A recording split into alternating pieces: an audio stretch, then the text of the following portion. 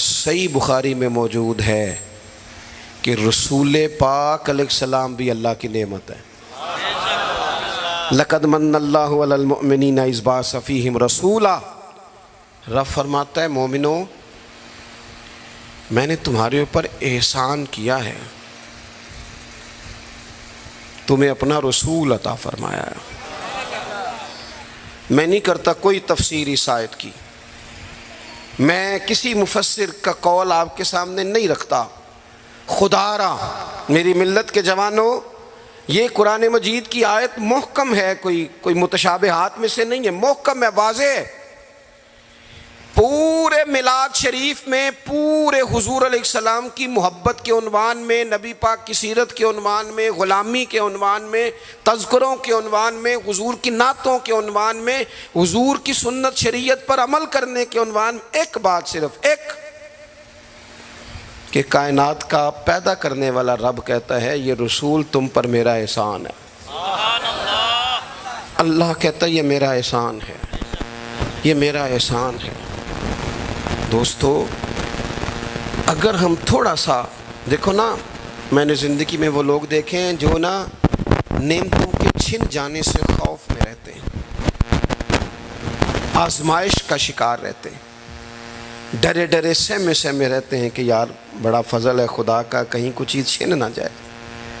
یعنی کسی بیمار کو دیکھ کے جب کوئی آدمی کانپتا ہے، لرزتا ہے اس کا وجود، تو معنی کیا ہوتا ہے کہیں میری صحت بھی نہ چلی جائے۔ جب کوئی دنیا سے رخصت ہوتا ہے تو لوگ زندگی کی نعمت کو سوچ کر خوف کھاتے ہیں، خدا نہ خواستہ کسی کا عزیز بچھڑ جائے تو لوگ اپنوں کو یاد کر کر کے روتے ہیں۔ نعمتوں کے بارے میں کچھ لوگ بڑے شدید حساس ہو جاتے ہیں، کہیں چلی نہ جائے، کہیں چلی نہ جائے۔ یہ جو صحابہ ہر وقت حضور کی ناراضگی سے ڈرتے تھے نا،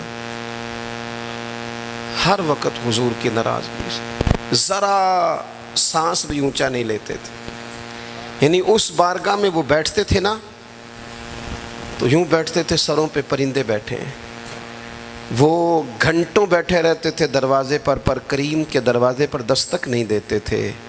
وہ اس نعمت کے معاملے میں حساس تھے، ان کو پتہ تھا کہ وہ دو عالم کی رحمت تھے، وہ جہاں چاہتے وہیں رہتے، یہ تو ان کی مہربانی ہے کہ یہ عالم پسند آیا، یہ تو مہربانی۔ دوستو ہم اگر حضور اتنی بڑی نعمت ہمارے لیے بن کے آئے، اگر ہمیں کبھی اس کا احساس نصیب ہو جائے نا، احساس، ابن القیم ایک جگہ پہ کہتے ہیں کہ اگر حضور نہ آتے تو لوگوں نے ایک دوسرے کا گوشت کاٹ کے کھانا تھا۔ دنیا جس ڈگر پہ چلی گئی تھی نا، کتنا کچھ سخت ہوگا وہ شخص جو بیٹی کو پہلے مارتا ہی نہیں، ایک ہے مار کے دفن کر دینا، کسی کو مار کے دفن کرنا اس میں پھر بھی تھوڑی اور بات ہے، لیکن زندہ بیٹی کو یعنی زندہ بیٹی کو، میری ایک بیٹی ہے، سارے گھر والے کوئی بات کہیں تو میں ٹال سکتا ہوں، ان کی ماں کبھی کبھی کہتی ہے کہ ہوں پتہ لگے گا نا جدو تھی دی گل موڑو گے، تو میں نے کوئی پی ایچ ڈی تو نہیں کی اور بیٹیوں کے حقوق پہ، میں کوئی اس پر ایم فل کا مقالہ تو نہیں لے کے آیا، میں نے کوئی ریسرچ تو نہیں کی کہ بیٹی سے پیار کرنا چاہیے، میں کوئی ڈھونڈ کے تو نہیں لایا کہ میں نے کوئی دیکھا تو نہیں کلیجہ پھاڑ کے کہ بیٹی کے دل میں میرے لیے پیار کتنا، یہ دیکھا تو نہیں، لیکن یہ اتنا پیار کہاں سے آیا، اتنی محبت کیسے طبیعت کے اندر آ گئی، اتنا ذوق کیسے آیا۔ یہ جو بیٹی کے جانے کا، حالانکہ بیٹی نے جانا ہوتا ہے، یہ بیٹی کے جانے کا تصور کر کے لوگ رو پڑتے ہیں، یہ جو زندگی لگا دیتے ہیں کہ میری بیٹی خوشحال رہے، اس کے گھر میں رونق رہے، اس کی طرف سے ٹھنڈی ہوا آئے، تو یہ وہی لوگ ہیں، یہ وہی انسان ہیں، یہ وہی زمین ہے جس زمین پر لوگ بیٹی کو مارتے بھی نہیں تھے، زندہ بچی پیدا ہونے والی گڑھا کھود کے اس میں رکھ کے مٹی ڈال دیتے تھے، زندہ بیٹیاں دفن کر دیتے تھے۔ رب کہتا میں نے احسان کیا تم پہ، میں نے احسان کیا، کیا؟ میں نے تمہیں اپنا رسول دیا۔ لقد من اللہ علی المؤمنین اذ بعث فیہم رسولا، میں نے تمہیں رسول دیا، اس رسول نے نا تمہیں کر کے دکھایا کہ بیٹی کے ساتھ کیا کرنا ہے، جب بھی سیدہ فاطمہ آئی حضور اٹھ کے کھڑے ہو گئے، بیٹی کا ماتھا چوما، اپنی جگہ پہ بٹھایا، اعزاز دیا، کرم کیا۔ کسی کافر کی بیٹی بھی آ گئی تو رسول کریم نے چادر اتار کے بیٹی کے سر کو ڈھانپ دیا۔ رسول پاک کے گھر میں بہن آ گئی، رضائی بہن، تو محبوب نے ساری ازواج سے کہا جو جو تمہارے گھروں میں اکٹھا کر کے لے آؤ، جو جو ہے لاؤ سارا اکٹھا کر کے، اس لیے کہ میری بہن آئی ہے۔ پھر میرے کریم نے فرمایا اگر تو کہے تو تیرے لیے مدینے میں گھر نہ بنا دوں، تو یہیں رہ جانا، یہیں رہ جا۔ تو حضرت شیمہ عرض کرنے لگی نہیں حضور میں نے واپس جانا ہے۔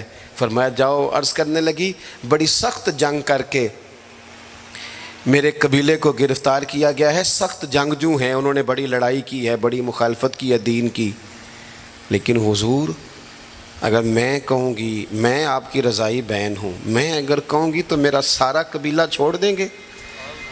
حضور نے فرمایا تو کہہ میں ابھی چھوڑ دیتا ہوں۔ چھوڑ دیا تیرا سارا۔ یہ کہاں سے آئی لطافتیں، یہ حسن، یہ توانائی، یہ شوق؟ مالک کہتا ہے تم نہیں بدل سکتے تھے، یہ میں نے احسان کیا، میں نے تمہیں اپنا رسول عطا فرمایا، تمہیں میں نے اپنا نبی دیا، اس نے تمہارا تزکیہ کر دیا، تمہارا باطن دھو ڈالا، محل کچیل اتر گئے۔ کما ارسلنا فیکم رسولا منکم یتلو علیکم آیاتنا ویزکیکم، انہوں نے قرآن پڑھ پڑھ کے تمہارا تزکیہ کر دیا، باطن دھو ڈالے۔ یہ محبتیں سینہ بسینہ آ رہی ہیں۔ حضور نے ایسا تزکیہ کیا ہے کہ اب دلوں میں شوق اور طرح کے ہیں، درد اور طرح کے ہیں، باتیں اور طرح کی۔ غلام بڑا مشکل کام ہے، غلام بننا۔ یہاں تو ملازمت مشکل ہے، جس کے ساتھ آپ نے باقاعدہ کمٹمنٹ کی ہوتی ہے نا، صبح 8 بجے سے 4 بجے تک کی، اور آپ کی چیزیں طے ہوتی ہیں، وہاں بھی ڈیوٹی کرنا بڑا لوگ مشکل کر دیتے ہیں۔ بعض افسران کی اخلاقی پوزیشن اللہ ماشاءاللہ اس طرح کے بڑے بڑے اچھے بھی ہوتے ہیں، لیکن بعض کی اس طرح کی ہوتی ہے کہ بندہ گھٹن کا شکار ہو جاتا ہے کہ جاؤں کہاں۔ یہ تو ہے صرف، اور آپ اس میں بالکل آزاد ہوتے ہیں، سویرے فارغ ہو جائیں، نہیں آتا میں یہ میرا ریزائن رکھو، آپ فارغ ہیں۔ لیکن جب لوگ غلام بنتے تھے، غلام انہیں خرید لیا جاتا تھا، اور غلاموں کو مارا جاتا تھا تو کوئی ان کا درد محسوس نہیں کرتا تھا، وہ کاٹ ڈالا جاتا تھا تو کوئی درد محسوس نہیں کرتا تھا، درے لے کر جتنے دل کرتا آقا مارتا، کو پوچھنے والا نہیں تھا۔ یہ دیکھو نا حالات بدل گئے۔ سیلاب تو آیا یہاں سے 5 گھنٹے کے فاصلے پر، لیکن یہاں میں نے لوگوں کو روتے دیکھا، آنکھوں میں آنسو دیکھے۔ بیٹیوں کو کہا، بیٹیاں کہنے لگیں ہمارے جہیز کا سامان لے جاؤ، دے دو سیلاب والوں۔ مائیں کہنے لگیں کہ یہ بالیاں کس کام کی ہیں اگر حضور کی امت کے کام نہ آئیں، لے لو، میں نے خیرات کی۔ تڑپ گئے لوگ، وہ پردیس کاٹنے والے اوورسیز پاکستانی، وہاں بیٹھ کر انہوں نے کہا ہماری رقوم لو، تقسیم کرو ان لوگوں کے بیچ۔ یہ درد کہاں سے آیا؟ رب کہتا ہے میں نے احسان کیا ہے، تمہیں رسول عطا فرمایا ہے، یہ میں نے احسان کیا ہے، تمہارے باطن پھیر دیے۔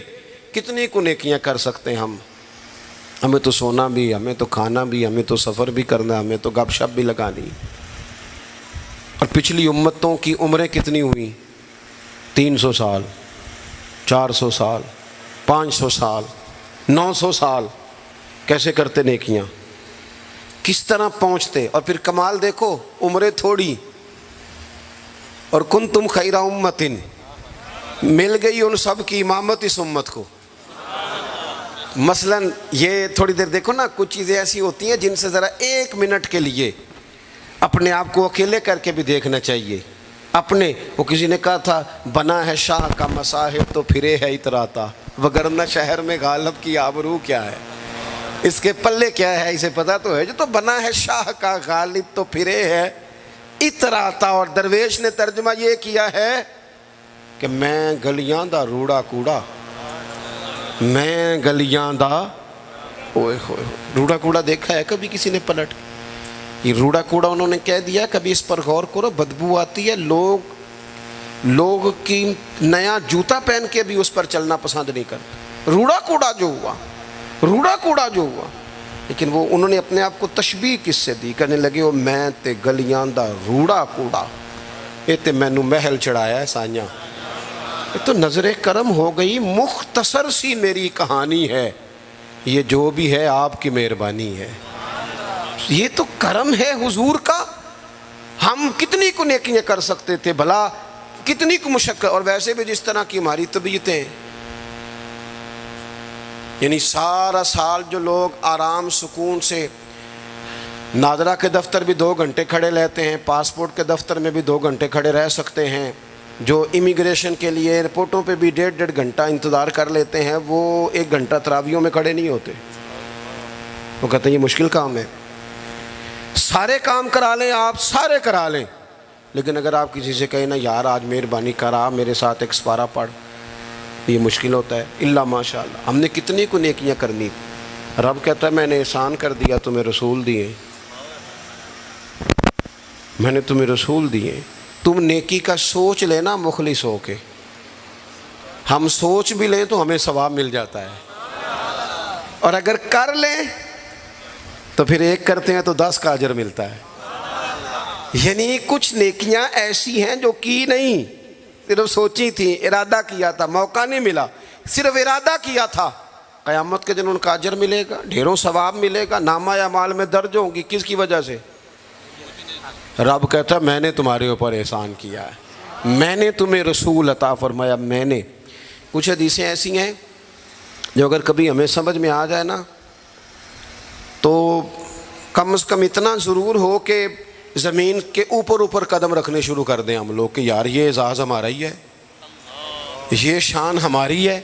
یا رسول اللہ صلی اللہ تعالیٰ علیہ وسلم قیامت میں آپ کو کہاں ڈھونڈیں؟ آپ کی توجہ ہے میری بات پر؟ اچھا میں دعا مانگنے لگا ہوں، آپ نے آمین کہنی ہے۔ اللہ کرے کبھی کبھی آپ موبائل جیب میں بھی ڈالا کریں، آمین تو کہہ دیں۔ لو میں دعا منگی ہے، تسی مسکرانا شروع کرتا ہے۔ اللہ کرے کبھی کبھی کوئی ایک دن ایسا بھی آئے جس دن کوئی بندہ کوئی فوٹو نہ کھینچے، آمین تو کہہ دیں۔ اللہ کرے کبھی کبھی نا ہم اس سے جان بھی چھڑائیں کو آدھے گھنٹے کے لیے، کوئی اور بھی کام کر لیں، آمین تو کہہ دیں۔ اللہ تعالیٰ آپ کو خوش رکھے۔ یہ نفسیاتی مسئلہ نہ بنائیں اس کو، یہ نفسیات ضرورت کی حد تک تو چیزیں ٹھیک ہوتی ہیں، نفسیات پہ نہیں طاری کرنی چاہیے۔ آپ غور کریں گے، بس میں تھوڑی دیر میں بات ختم کروں گا۔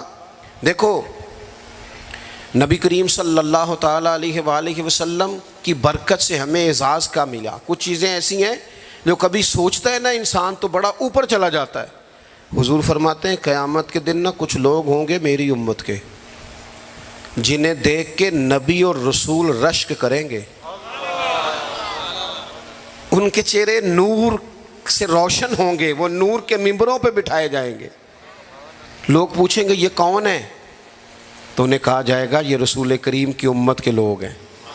اور پھر حضور نے ساتھ آیت پڑھی، آیت الا ان اولیاء اللہ لا خوف علیہم ولا هم یحزنون۔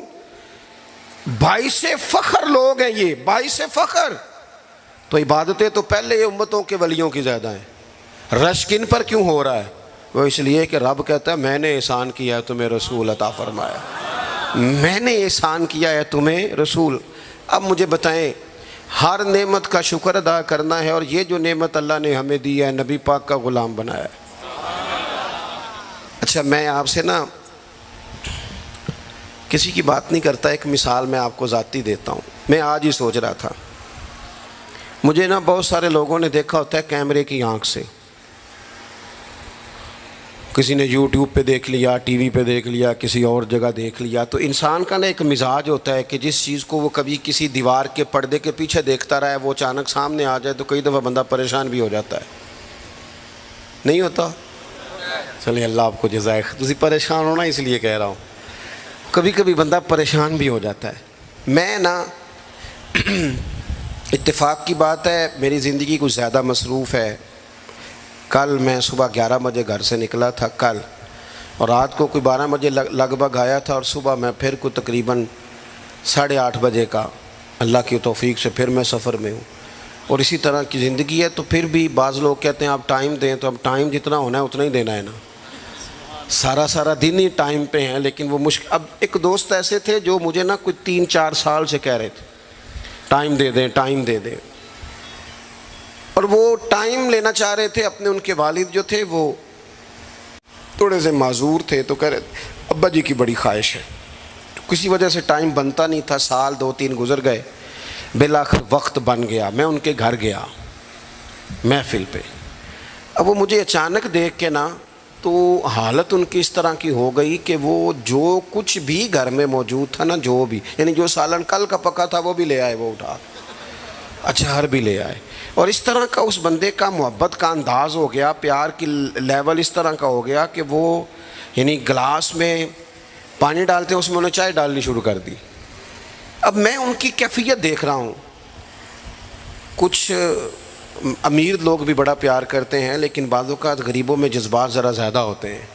کچھ غریبی تھی، کچھ وہ جذبات تھے، کچھ وہ شوق تھا، کچھ وہ درد تھا، کچھ وہ سمجھ نہیں آ رہی.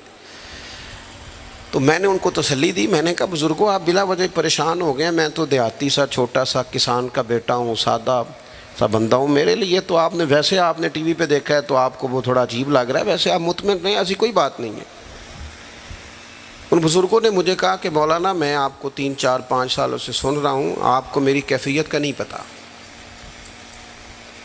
میرے پاس کوئی بھی چیز ہوتی تو آج بیچ دیتا، اور جتنی بھی اچھی آپ کی دعوت ہو سکتی تھی وہ میں کرتا. میں بزرگوں کی بات اپنے لہجے میں وہ کہہ رہے تھے، میں ان کی بات پر غور کرنے لگ گیا، اور میں نے دیر تک ان کی بات پر غور کیا. میں نے کہا میں بالکل کسی کام کا آدمی نہیں، بیکار آدمی ہوں. مجھے پتہ ہے اپنے آپ کا، من نانم کے من دانم. تو میرے لیے اگر کسی بندے کے یہ جذبات ایک بیکار آدمی کے لیے، تو پھر مدینے والے محبوب کے میلاد کے لیے ہمارے کیا جذبات ہونے چاہیے.